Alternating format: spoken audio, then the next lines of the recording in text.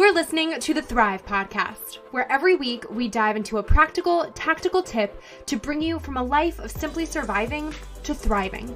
It's personal development for the everyday girl who is done with coasting through her days, done with feeling like she's missing out on the deeper meaning of her own life, and done with mediocrity once and for all. Because it's not enough to simply survive. You deserve to thrive.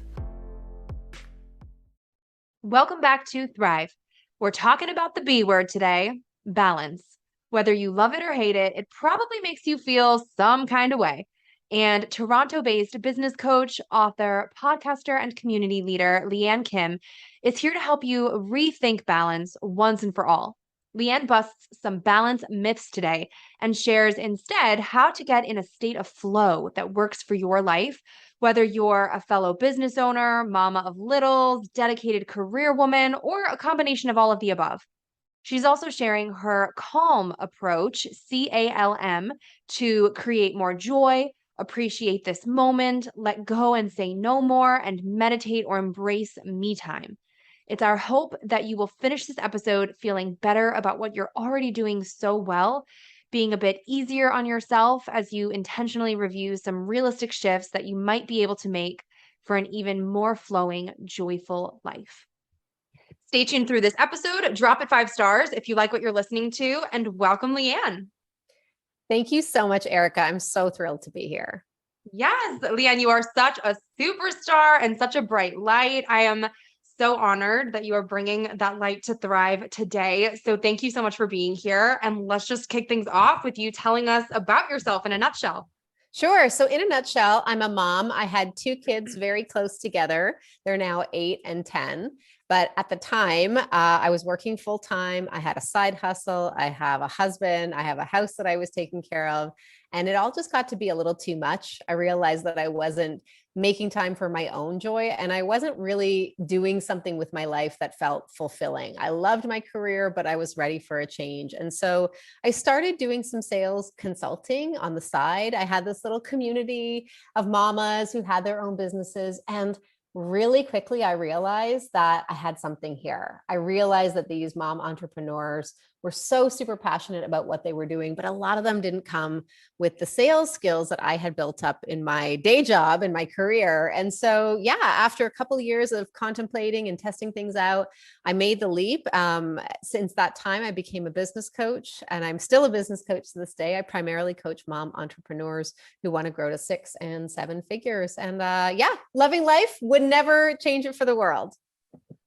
I love that. You do all the things and you totally get it. I know we were joking before we hit record because we've had to shuffle even just making this conversation happen around multiple times. But we were like, you know what? We're both moms. We're both entrepreneurs. We get it. We just shift things around and make it work. And somehow it all comes together beautifully in the end, which is like the balancing game of it all, right?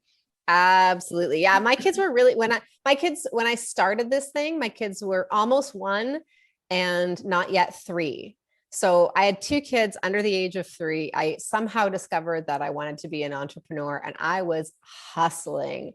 And now they're, as I say, they're 8 and 10. Life's a little bit easier, and I'm very grateful. I have, a very hands-on partner, but I get it. I see the challenges, especially over the last couple of years with where we live. We've been in lockdowns, almost constantly. And so it's really nice to feel like we're getting back to normal. But yeah, I mean, mom life is the best. I wouldn't change it, but it comes with its own unique set of challenges. Mm-hmm. Real quick too, since you mentioned your kids were 3 and 1 when you first started doing all of this, can you kind of paint the picture of what the behind the scenes truly looked like? Because I think there are so many misconceptions out there, and people are either like holding their babies covered in spit up with like 3-inch bags under their eyes, like how the heck, she's crazy. There's no way she did this. Or there's the people who are like holding their espresso, running down the street, like, are you kidding me? Pass me 3 more children. I've got all of it. Like, what did it look like for you? Oh yeah. In reality? In reality, it was messy, but it was glorious at the same time. Like I'm the kind of person that I embrace the mess. I don't expect things to be perfect. They never have been perfect for me. And so, I was lucky enough to meet some mentors and people that I looked up to early on that gave me the advice of like, start before you're ready, start before it's perfect. And luckily that is kind of my personality anyway, because I'm naturally highly creative. I mean, my first business, my side hustle that I mentioned, was an art business. I did custom art for kids and babies' bedrooms and nurseries.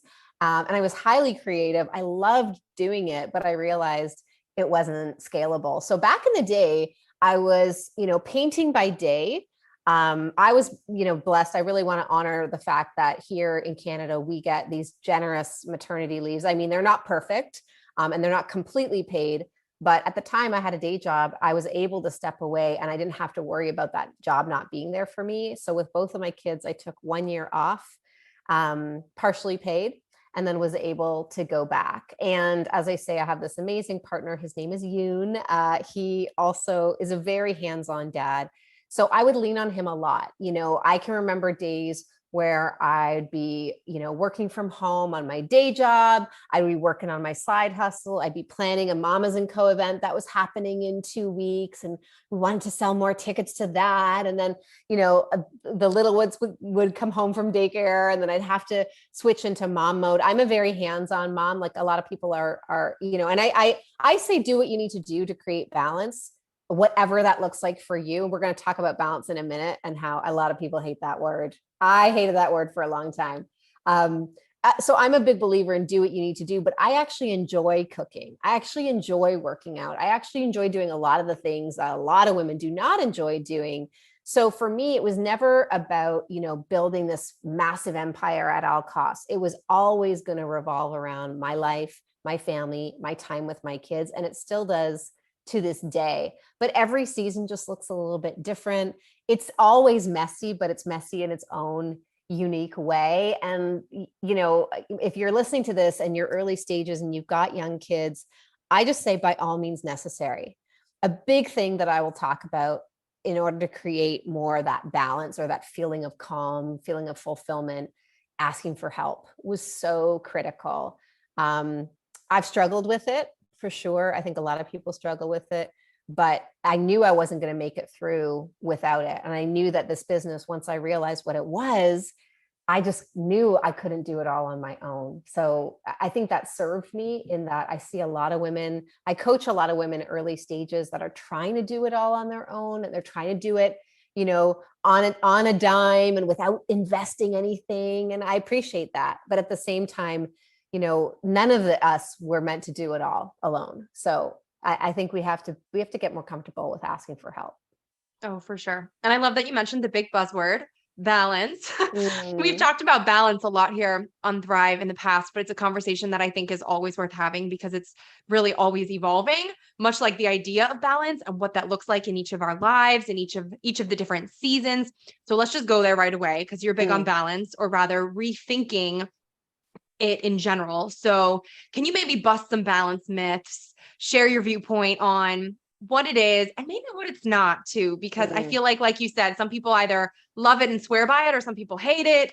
And I think there's two sides to every coin here. So absolutely. Well, I think the biggest myth is that balance means equal, and it does not mean equal, right? I think a lot of the women that I coach, when I use that term, I'll get like kind of a visceral reaction. And what they're reacting to is this idea of, I have to hold everything in perfect balance, or I have to spend as much time on my kids as I do on my business, as I do on these other things. And that's not correct at all. I think it's a terrible approach to think that everything has to be in equal balance all the time, which is why I've moved away from using the term balance, and I'm shifting more to using the term flow in my work, because whatever you call it, this is what I'll say to you, whatever you call it doesn't really matter. But there is a state that most of us are craving that feels a lot better than what we're living right now. If you could put a label on how you feel like your life is right now, whether it's, panic, overwhelm, rushed, I'm always feeling pulled in so many directions. Like, what is the expression that you would use for what you're living? And then I would ask you to think about, like, what do you want instead? Because it's not that, but maybe the word balance isn't the thing in your mind that you're craving. But I guarantee for 99.9% of mamas out there, it's something that represents that. It's something that represents a state of being able to do multiple things well, feeling that sense of flow, feeling that sense of calm, waking up in the morning and feeling like there's more than enough time in the day to get it all done and to make the impact we were born to make. That's the feeling that we're craving, or various versions of that. So if balance doesn't resonate with you, throw that word out. Pick a totally different word. As I say, the word that is really resonating with me right now is feeling in flow in my business or feeling in flow in my life. And so I use that term more in my work. But whatever that looks like for you or sounds like for you, let's just own that that is something that you want to create. And then let's get clear on what that looks like for you, because it looks different for everyone. As I say, there were times when my kids were young. I'm just going to be very straight up honest with you, Erica. When my kids were young, I knew I did not love the baby and toddler stage. There were things I liked about it, but that's not where I shine as a mama. As a mama, I'm a big kid mom. Like 8 and 10 is my jam, totally. But up until the ages of about 5, 6, I was not really enjoying it. So I didn't want to spend as much time with my kids as I did on my business. And that's okay. That doesn't make you a bad mom. It doesn't make you a bad person. There's going to be seasons to your balance, your version of balance or your version of flow, and it's going to evolve over time. And so rather than feeling these feelings of guilt for not being in balance or not spending equal time on these things, why don't we just appreciate the season that we're in and say, where do I want to go from here? If this is not it, if it doesn't feel good, then what do I want to create instead? So good. I love that differentiation that you just made, because I feel like that just, for me, that resonates with me too, because I agree. I'm with you. I think for so long we get stuck in this mindset of, okay, if we're looking at scales, the scales are equal. And that means when you're in the throes of like early motherhood, you feel so out of balance because your kids are getting your everything and there's nothing for you. And you're right, it's a season. But then as you are able to expand a little bit more in different seasons and grow and flex and change, and you can start thinking like, okay, what are the things that really light me up and the things that make me feel like me, but also help me show up better for the people around me. And I think it's like, that's when you have that freedom to start going, yeah, like you said, you love to paint and like just different things that aren't just, okay, the work bucket, the family bucket, those are the buckets. How are they? Is it work or is it life? What's the balance? It gives you the freedom to have all sorts of different things on your plate and let them go from one to the next. And some might have a little bit more than the other because of the season. And that's okay. It's all going to just keep flowing. It's just, I love the fluidity behind it. I think it's just a really powerful and accurate representation of what we're going for here. Oh, thank you so much. I actually love that word that you use, fluidity. I think I can look back on my life, and maybe you can relate to this too, Erica. I can look back on my life and I can think about times in my life where I was really hard on myself. And usually when we do that, it's because we feel like we're not doing enough of something or we're not being enough of something. I think back to a time, about a year ago now, I lost my dad. He passed away. It was his time, truthfully. But the lead up to that was really painful. And I feel like it was made more painful because I didn't in the beginning just give myself permission to be there for him and just to be in that season of, grieving the loss. Like you can be grieving something long before it's gone. And I definitely was, but I would get angry with myself because I would say things, mentally, not even out loud, but I would say things to myself like, oh, you should be focusing on this right now, or your business should be growing and it's not growing because you're distracted. But truth be told, and in the end, I was able to make a little bit more space for that. And it felt so much better. I really do believe that there are seasons to everything. There's a season for you to be a mama to young kids that you don't ever get back. Right? Once your kids are grown, as I say, like, I didn't want to spend every minute of every day with mine, but I don't regret the time that I spent with them.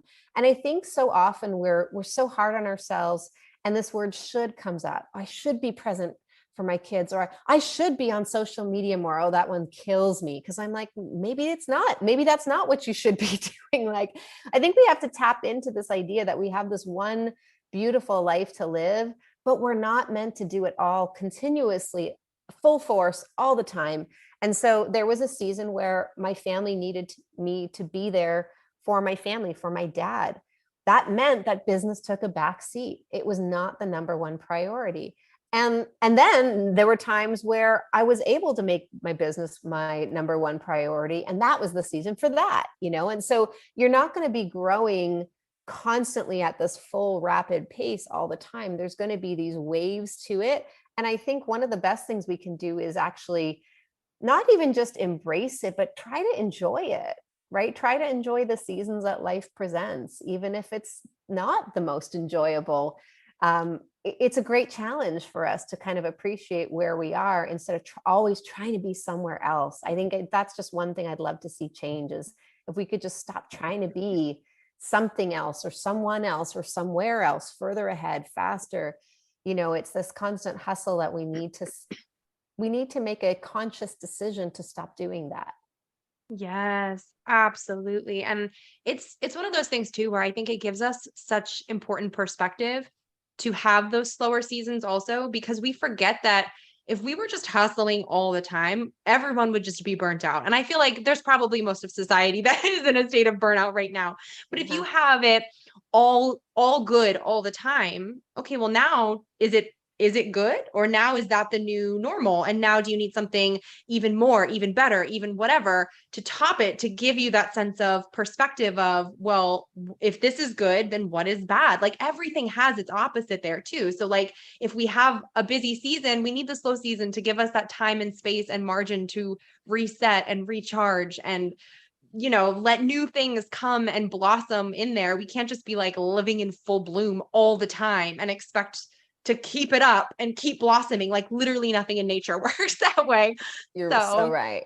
You're so right. And I'm going to chime in here because I get a lot of questions about this when people will say, oh, my business is like not in flow. I'm hearing this a lot right now because at the time of recording this, there's a lot of fear around the recession. And so I recorded this episode. Is it okay if I share the name of it and we can link to it? yeah, absolutely. It's called, I think it's called something like Dealing with Dry Spells. And it was one of the earlier episodes I ever recorded because I had so many clients that would come to me saying, oh my God, the sales have dried up. What am I doing wrong? In this panic state. And as I explained in the episode, as it just you said so eloquently, we're not meant to be in growth phase all the time, actually. So perhaps if life is throwing you a season in your business where it's not as lucrative as you want it to be or you expected it, what does that offer you? Right? What is the opportunity when things aren't so busy? For a lot of my people, it's the time that they need to reset and work on their business instead of hustling in their business, right? To actually look at their strategy, look at their offers and say, is this what I want? Did I build a business that I truly love? Or maybe it's time to reset. Maybe it's trying to try a new offer that really lights me up, that's more interesting than what I've been doing. And so anyway, we'll link to this episode, but it's a really interesting approach too. And of course, if amping up and making sales and making, growing the revenue is what you want, there's tips in the episode on how to do that too. Because I'm a big believer that, we are not victims as business owners. The business doesn't run us, it's the other way around. So I like to give people the tools to do that. But I also think, with every lesson, there's an opportunity. So, what is the opportunity when things are slower? Well, it's a great chance to revisit. Have you built something that you actually love? And a lot of times I'll ask people, and the answer is no, they haven't. Yeah. I think that just checking in with yourself, whether it's in business or honestly just in life in general, and being willing to take a step back and check in and really question yourself as to your why. Why are you doing this? Are you doing it because you truly want to, because you truly love to, or are you doing it because so and so on your social media feed is doing it and you thought it looked cool? Like really being willing to check in that way and stop and reassess and pivot if need be so that it's aligned, I think is something that maybe should be done a lot more in society today. Oh, 100%. And this is something that I do with my coaching clients who will say, I work with a lot of people who will resist the idea of building a six-figure business, but then when push comes to shove, it is what they actually want. They just have decided it would be a whole bunch of work and they're scared of it. But the reality is, if I love this idea of getting in touch with your why, but even more so, what's the vision?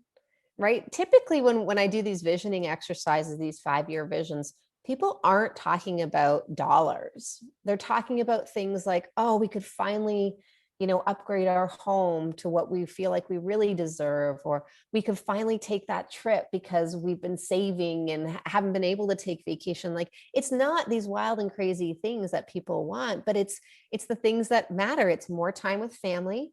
It's more time doing things they love. It isn't about the dollars. It's about what the dollars allow for people to do in their business. So if it's been a while since you've looked at that 5-year vision, or maybe you've never looked at it, then absolutely, I think this is some of the most important work you can do. What is it as a lifestyle that you're looking to build? What's the impact you're looking to make on the world? Forget about, how much you want to sell and what to price it at, because those are the details, right? That's the how we get there. But if we don't know where we're going, we can't possibly think about the how. This is the biggest mistake I see. Lianne, tell me what's wrong with my social media. Lianne, tell me why the people aren't buying. Right now we're going to tactics, which is great, but tactics should be the last thing we look at. First, we have to understand the big picture. Then we have to develop a strategy. And then at the last bit, we're looking at the tactics that will allow us to implement the strategy. Most people are doing it the other way around, right? I got to build, build, build, build. This is why we feel out of balance. We're the hamster on the wheel who doesn't even realize she's on a wheel, right? Just running all the time. So it's one of the reasons, I don't know if you want to dive into this, why I created this C.A.L.M acronym. Yep, you're one step ahead of me. I was about to ask you about it because I know it's a game changer. I think it is a game changer. I think it can be if you find ways of implementing and also kind of remembering it too. So you might, if you're listening to this, you might want to just do what I've done here and write it on a little sticky note. Because this is how I keep myself in check as well, as sticky notes, reminders on my phone, even voice memos. I'll record voice memos and I'll listen to it back when I'm out for a walk. Whatever floats your boat, really, whatever's going to allow you to revisit it. But this is the acronym. So I found that people really were struggling with this idea of balance because they equated it to perfection. So I said, let's throw out the idea that things need to be perfectly in balance. And let's just focus on these 4 things that spell out the word calm, C-A-L-M. Okay, and maybe we can chat about each one too. You can kind of pause in between here if you like.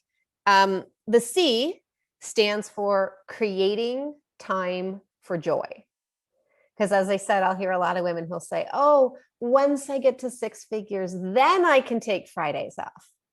Or once I get to, making $5,000 a month in my business, then I can hire that virtual assistant. Then I can afford to put my kids in daycare. And I'm here to say it's the other way around. You've got to create the time first. You've got to, if something's important to you, you've got to make it a priority, and then you have to block it off in the calendar. So for me, I am a very grumpy person if I'm not getting physical activity every single day. And I can tell you this, if I didn't put it in the calendar, if I didn't let the people in this house know that it is happening at specific times, it wouldn't happen. And so I see a lot of people waiting for the opportunity to, oh yeah, when I can find the time, then I'll exercise. Well, I'm here to tell you that there's so many benefits to exercise, a lot of which are mental focus, right? Confidence boosting. This is the things that people pay me lots of money to be able to learn. You can do this by blocking off 20 minutes a day, putting it in your calendar, asking your partner for coverage or support, and going for a 20-minute walk. It's that simple, but we make it so complicated. And we say things like, there is no time for this or that, or whatever it is that brings you joy, right? Whatever your hobbies or activities are, if you're not doing them, I think about, or I would ask you to think about, who are you when you're at your best? What are the activities that allow you to be at your best? And are you scheduling that in? I would also add on top of that, if you're someone who swears you just have no time, consider the concept of habit stacking. Are you aware of habit stacking and how like Oh, yes. revolutionary this is? It's Oh, like the yes. coolest thing ever, right? So I think I first heard about it in the book Atomic Habits, which is like an incredible must read for everybody. But literally it's like tacking on something that you do want to do that brings you joy onto something that is already a habit in your daily routine that you have to do and that you probably, you're like, not my favorite thing. So like listen to a podcast while you're folding the laundry. Okay, there you go. Now all of a sudden you have time to do something that you were swearing you couldn't before. I'll do that sometimes. Like if there's something I want to watch, listen to, a media I want to consume, and sometimes instead of listening to music while I'm working out, I'll have that playing while I'm working out. That way I'm getting the exercise in, but I'm also learning what I need to learn or doing something like that. It's like taking something that might be a little bit more mindless and attaching it to something a little more mindful, and now you're getting both things done. And look at that. Now you have the time and it's a beautiful thing. I love this concept so much. I'm a big fan of listen learning, whether it's podcasts, audiobooks. I think a lot of us could be getting more done if we were smarter about it. And, I preach and teach time blocking because it was the game changer for me, right? For Using a sure. Love time planner. blocking. Yeah, you've just got, you've got to get clear on what you want to create. And then when you do, you've got to be willing to make that the priority, get it on the calendar, however you need to get it on. If you're someone like me, so I need to see things on a calendar, like I actually need to see them regularly. So having an app in my phone that I have to open, scroll through, that's going to be the opposite of what my, human makeup is. I need to see it on a paper planner, and I need that planner to be out on my desk every single day. So whatever that looks like for you, you can create the time, even if it's 10 minutes here. I love your idea of habit stacking. Figure out how you're going to work it in rather than saying I can't. Get creative, because if you're creating time for joy, you're creating time for who you want to be now. That's you creating time for balance. FYI, is not making it all about work, not making it all about the life chores that have to get done, but creating the space. Really, it's not even so much creating the time, it's creating the space for the things that make you who you are. So that's the C. The A is appreciate this moment. And this is really, call it presence, call it mindfulness. This is something that I've been working on a lot in the last year, especially as I've been thinking about the fact that my kids are going to be teenagers soon. They're not going to want to spend the same amount of time with me. Even when the moments are hard, I'm trying to just be present through those moments and really, be aware of it. Use my senses. What am I seeing? What am I smelling? What does it feel like to hold my, this is where we do my morning meditation. This morning, my 8-year-old came and he put his head on me and he's got these big fluffy curls. And I was thinking about what it felt like to have my arm around his little body and have his curls brushing up against my neck. These are moments in time that won't be like this forever. So how can you appreciate this moment right now, even in its imperfection? Yeah, that's so good. And I love the appreciation. I think people always automatically assume that it has to be a positive thing, like you're soaking up this glorious moment.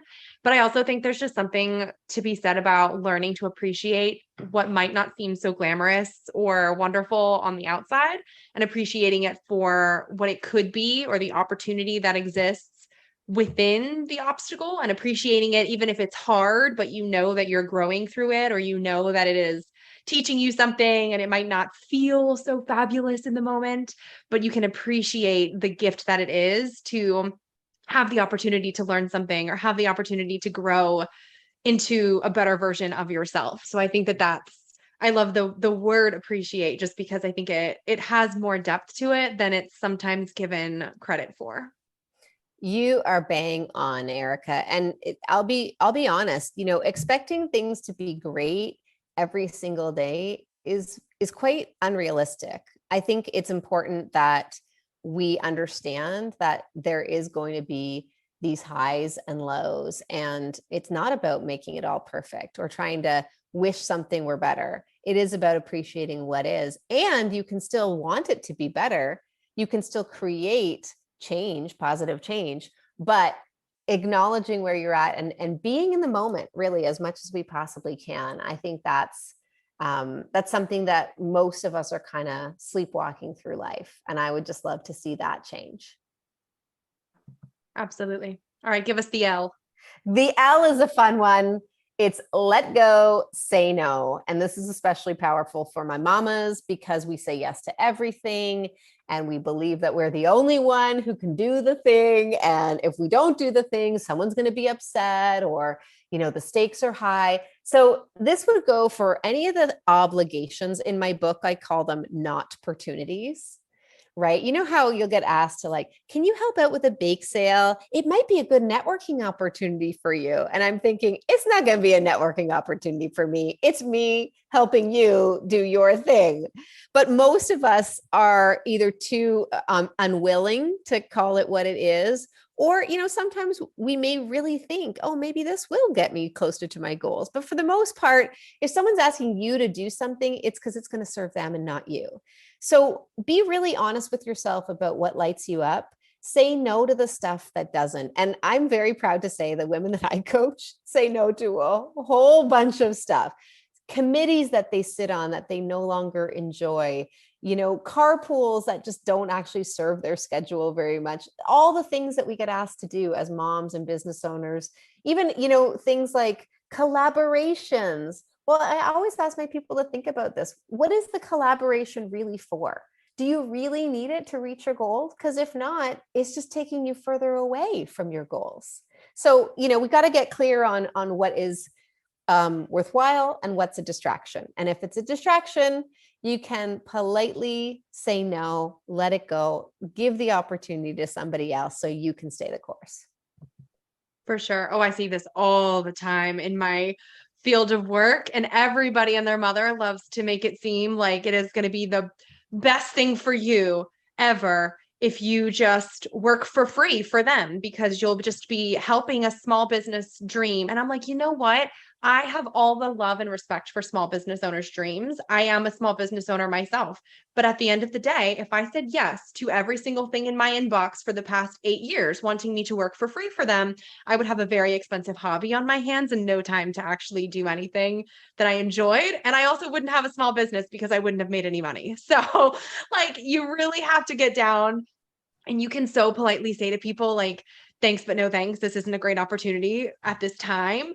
Yeah. But people will play you if you let them. So it's not going to change unless you, they say nothing changes if nothing changes. So if you keep saying yes, you will just keep being overloaded and overwhelmed, and it's not going to change.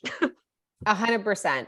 In fact, I would challenge your listeners. What's one thing that you're currently saying yes to that you really don't want to do? Do yourself a favor, and in the next 24 hours, go and tell that person you're no longer available to do that thing. You will feel so much lighter. It will feel like a weight has been lifted off your shoulders. I guarantee it. I guarantee you're sitting on something, a task or an obligation that you don't really want to do. Just let's practice this. You don't have to do it. You don't have to completely overhaul everything all at once. Just choose one thing that you can say no to in the next 24 hours and start, building up that muscle, because it's a powerful one. And then the last one is M. M stands for meditate. And I'm just going to say, hang on a second right now. If you don't love the idea of meditating, I also say the M could stand for me time.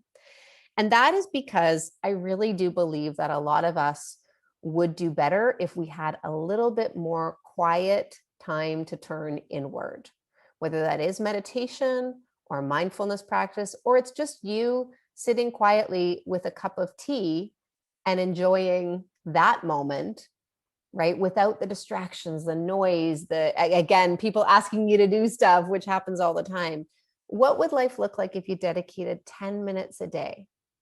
And this is what I think stops most people from meditating is we think it's going to have to take a long time to be effective. We think we're going to have to do it hours a day, sitting in the lotus position in a completely quiet house with candles burning and all the rest. You don't. You could actually, as soon as this podcast is done, or you could do this right now, you could press pause on this podcast and you could take 5 quiet, deep breaths and just focus on your breath for 30 seconds or 1 minute or 2 minutes, however long 5 breaths takes you. and see how that might shift your energy for the day.